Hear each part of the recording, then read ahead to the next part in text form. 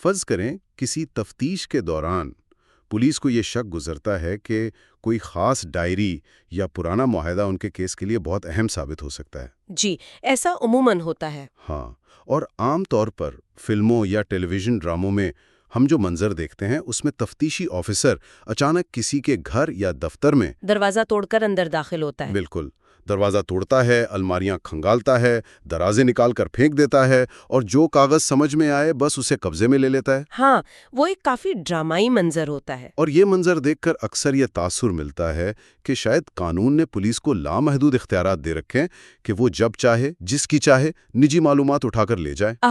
لیکن حقیقت اس سے یکسر مختلف اور کہیں زیادہ دلچسپ ہے۔ بالکل، اور اسی لیے آج کے اس تفصیلی جائزے میں ہم 1898 کے ضابطۂ فوجداری، جسے کرمنل پروسیجر کوڈ یا CRPC کہا جاتا ہے، اس کے ایک انتہائی اہم حصے پر بات کر رہے ہیں، خاص طور پر اس کا باب ہفتم یعنی چیپٹر 7۔ جی، اور اس تحقیق کا بنیادی مقصد یہ سمجھنا ہے کہ یہ صدیوں پرانا قانون کس طرح ریاستی اداروں کے اختیارات اور ایک عام شہری کی رازداری کے درمیان توازن قائم کرتا ہے۔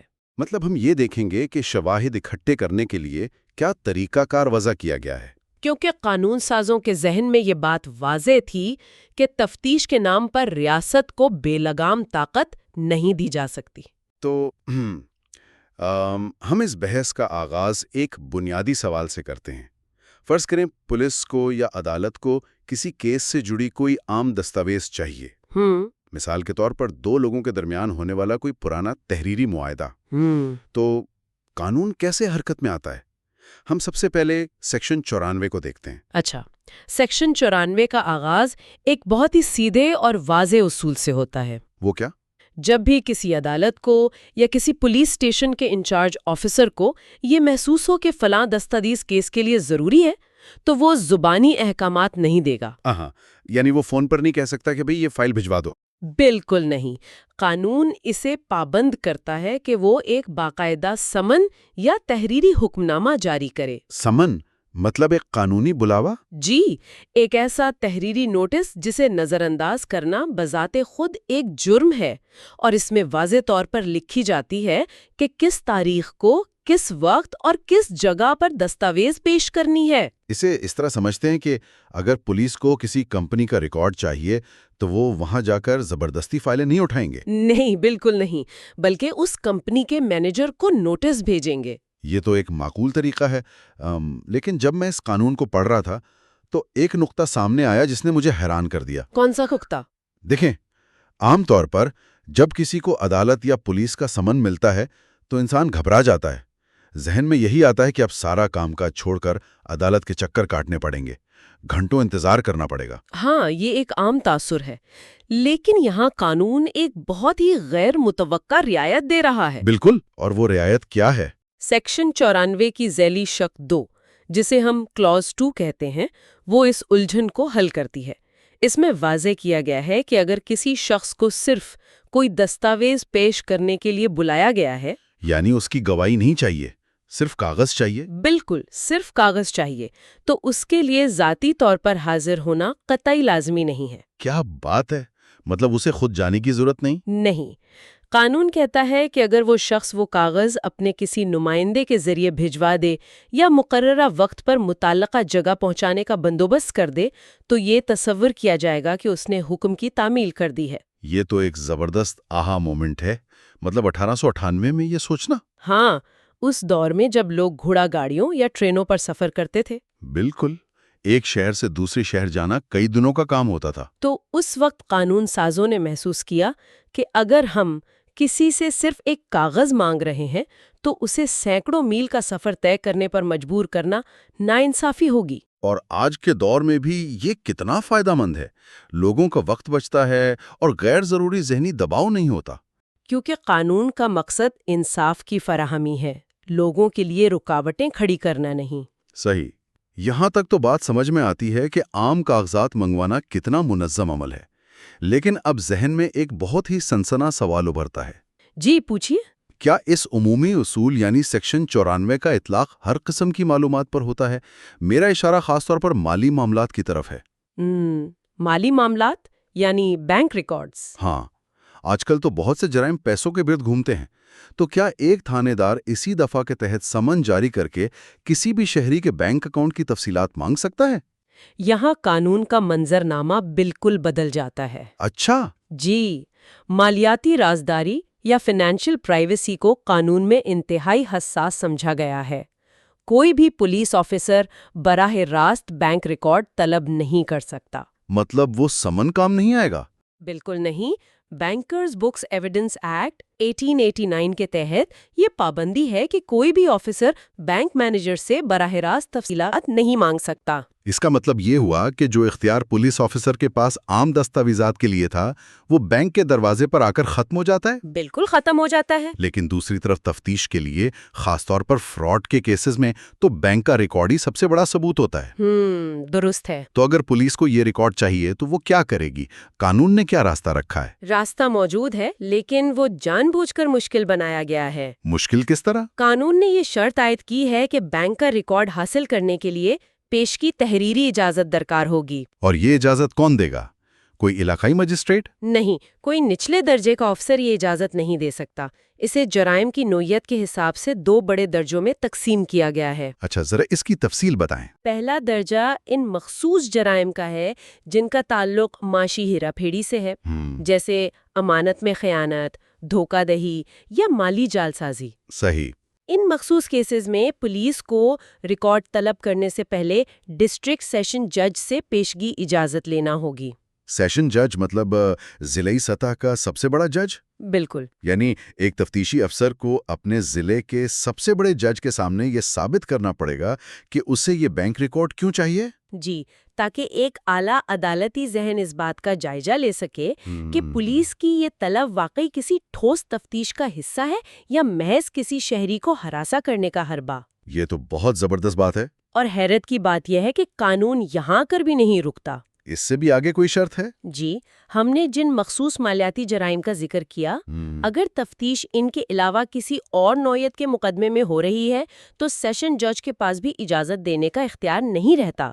تو پھر پولیس کس کے پاس جائے گی؟ ایسی صورتحال میں قانون پولیس کو سیدھا صوبے کی سب سے بڑی عدالت یعنی ہائی کورٹ جانے کا پابند کرتا ہے۔ High court? ایک بینک سٹیٹمنٹ نکالنے کے لیے؟ بالکل۔ ایک عام مقدمے میں محض بینک ریکارڈ کے لیے ہائی کورٹ سے تحریری اجازت لینا پڑتی ہے۔ یہ تو واقعی بہت سختی ہے۔ اور یہ سختی ظاہر کرتی ہے کہ ایک عام شہری کے بینک کی تفصیلات اتنی نجی ہیں کہ نچلی سطح پر کھلی چھوٹ نہیں دی جا سکتی۔ یہ مرحلہ بہت متاثر کن ہے۔ ہم عموماً سمجھتے ہیں کہ پولیس جو چاہے کر سکتی ہے، لیکن حقیقت میں عام آدمی کے حقوق کے گرد بہت مضبوط باڑ لگائی گئی ہے۔ اچھا، یہ تو ہو گئی بینک اور پیسوں کی بات۔ اب اس سے بھی زیادہ نجی چیز کی طرف چلتے ہیں۔ جی، وہ کیا؟ ہماری ذاتی خط کتابت۔ میں پڑھ رہا تھا کہ سیکشن 94 کا اطلاق ڈاک خانے یا ٹیلی گراف پر بھی نہیں ہوتا۔ ہاں، پوسٹل اور ٹیلی گراف حکام اس عمومی قانون سے مستثنیٰ ہیں۔ تو اگر پولیس کو شک ہو کہ کوئی اہم ثبوت کسی پارسل میں بھیجا جا رہا ہے تو وہ ڈاک خانے جا کر اسے مانگ نہیں سکتے؟ نہیں، اس کے لیے ہمیں قانون کے اگلے حصے یعنی سیکشن 95 کو دیکھنا پڑتا ہے۔ سیکشن 95؟ جی، ذاتی خطوط اور پارسلز کو انسان کی انتہائی پوشیدہ معلومات سمجھا جاتا ہے، اس لیے قانون نے ان کے گرد بینک ریکارڈ سے بھی زیادہ سخت حفاظتی حصار قائم کیا ہے۔ وہ کیسے؟ سیکشن 95 میں اختیارات کو 2 حصوں میں بانٹ دیا گیا ہے۔ پہلا ہے مکمل حوالگی کا اختیار اور دوسرا ہے محض تلاش کرنے اور روکنے کا اختیار۔ تو پہلے حوالگی کو سمجھتے ہیں۔ کیا خط یا پارسل مانگنے کا اختیار عام مجسٹریٹ کے پاس ہوتا ہے؟ نہیں، خطوط کی مکمل حوالگی کا حکم صرف مخصوص اور اعلیٰ ترین حکام دے سکتے ہیں۔ کون سی حکام؟ جیسے district magistrate, court of session یا ہائی کورٹ۔ مطلب تھانے کا انچارج براہ راست ڈاک خانے سے کسی کا پارسل ضبط نہیں کر سکتا؟ بالکل نہیں۔ لیکن اس میں ایک عملی مسئلہ نظر آتا ہے۔ کیا مسئلہ؟ فرض کریں ضلعی سطح کا ایک پولیس آفیسر ہے، جیسے ایس پی۔ اسے خفیہ اطلاع ملتی ہے کہ ایک پارسل میں اہم ثبوت ہے اور وہ پارسل بس ڈیلیور ہونے والا ہے۔ اب اعلیٰ عدالتوں سے حکم نامہ لینے میں تو وقت لگ سکتا ہے، اتنی دیر میں تو ثبوت غائب ہو جائے گا۔ یہ ایک بہت منطقی سوال ہے اور قانون نے اس ہنگامی صورتحال کا بڑا متوازن حل نکالا ہے۔ کیا حل ہے؟ سیکشن 95 کی دوسری ذیلی شق میں یہ کہا گیا ہے کہ اگر ڈسٹرکٹ سپرنٹینڈنٹ آف پولیس کو لگے کہ کوئی خط اہم ہے تو وہ محکمہ ڈاک کو حکم دے سکتے ہیں کہ اسے آگے ڈیلیور نہ کیا جائے۔ یعنی وہ اسے روک سکتے ہیں؟ جی، اسے قانونی زبان میں ڈیٹین کرنا کہتے ہیں۔ وہ محکمہ ڈاک سے کہیں گے کہ اسے روکے رکھو، جیسے بینک اکاؤنٹ کو فریز کر دیا جاتا ہے کہ پیسے نہ نکل سکیں۔ یہ بہترین مثال ہے۔ بالکل یہی طریقہ کار ہے۔ وہ پارسل کو رکوا سکتے ہیں لیکن خود کھول کر نہیں دیکھ سکتے۔ زبردست، مطلب وہ اسے تب تک روکے رکھیں گے جب تک کہ ہائی کورٹ یا سیشن کورٹ کا باقاعدہ حکم نہ آ جائے۔ بالکل، اس طرح ہنگامی صورتحال میں ثبوت ضائع ہونے سے بچ جاتا ہے اور شہری کی پرائیویسی بھی محفوظ رہتی ہے۔ جب تک کہ کوئی اعلیٰ جج حقائق کا جائزہ لے کر اسے کھولنے کی اجازت نہ دے۔ جی، اور یہی وہ باریک توازن ہے جو اس قانون کو خاص بناتا ہے۔ اگر ہم اس ساری بحث کو سمیٹیں تو یہ بات نکھر کر سامنے آتی ہے کہ قانون اندھا دھند اختیارات نہیں دیتا۔ بالکل، اس نے رازداری کے مختلف درجے مقرر کر رکھے ہیں۔ جیسے عام دستاویزات منگوانا قدرے آسان ہے، جہاں ذاتی حاضری بھی ضروری نہیں۔ لیکن جب بات بینک ریکارڈ کی آئی تو سیشن جج یا ہائی کورٹ کی اجازت لازمی قرار دی گئی۔ اور ذاتی خطوط کے لیے بھی اعلیٰ عدالتی حکم کے بغیر لفافہ کھولنے کی اجازت نہیں۔ یہ قانون واقعی اس بات کا اعلان ہے کہ ریاستی طاقت اندھی نہیں ہونی چاہیے۔ اسے کڑے پہرے میں رکھا گیا ہے تاکہ تفتیشی اداروں اور عام شہری کی آزادی کے درمیان توازن برقرار رہے۔ اور اسی متوازن نظام کی اہمیت کو سمجھتے ہوئے ہم اس بحث کے اختتام کی طرف بڑھتے ہیں۔ جی، لیکن گفتگو کو سمیٹنے سے پہلے ایک بہت اہم پہلو ذہن میں آتا ہے۔ جس قانون کا ہم نے جائزہ لیا وہ 1898 کا بنا ہوا ہے۔ اس وقت کاغذی دستاویزات، تار اور روایتی کھاتے ہوتے تھے۔ معلومات کاغذی خطوط میں نہیں بلکہ انکرپٹڈ ای میلز اور کلاؤڈ سٹوریج میں محفوظ ہیں۔ مالی معاملات ڈیجیٹل والیٹس اور کرپٹو کرنسی میں ہو رہے ہیں۔ سارا نجی ڈیٹا سمارٹ فون میں بند ہے۔ بالکل صحیح کہا۔ تو یہ سوال ابھرتا ہے کہ کیا شواہد تک رسائی اور رازداری کے لیے صدیوں پرانے یہ اصول آج کی اس پیچیدہ ڈیجیٹل دنیا میں بھی اتنے ہی کارآمد ثابت ہو سکتے ہیں؟ کیا ہمیں نئے قانونوں کی ضرورت ہے یا ہم انہی پرانے اصولوں پر چل سکتے ہیں؟ یہ واقعی اس دور کا سب سے اہم سوال ہے۔ ٹیکنالوجی نے شواہد کی نوعیت بدل دی ہے، لیکن یہ دیکھنا دلچسپ ہوگا کہ توازن کا بنیادی فلسفہ بدلنا چاہیے یا نہیں۔ بالکل، اور یہ ایک ایسا سوال ہے جس پر قانون دانوں اور ہم سب کو غور کرنے کی ضرورت ہے۔ تو اسی سوچ بچار کے ساتھ ہم آج کی اس گفتگو کو یہیں روکتے ہیں۔